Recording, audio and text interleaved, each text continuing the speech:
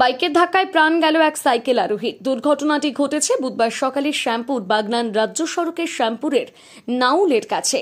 মৃত ব্যক্তির নাম বিনয় মান্না, বাড়ি শ্যামপুর থানার বাছুরি গ্রাম পঞ্চায়েতের সানন্দপুর গ্রামে। স্থানীয় সূত্রে জানা গেছে, নাউলের কাছে রাস্তা পার হচ্ছিলেন বছর ৭৩-এর বিনয় মান্না। সেই সময় বাগনানের দিক থেকে দ্রুত গতিতে আসা একটি বাইক সাইকেলে ধাক্কা মারে। ঘটনায় রাস্তার উপরে সাইকেল নিয়ে ছিটকে পড়ে।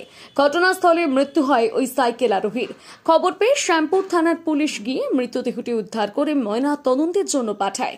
ধৃত বাইক চালক পলাতক।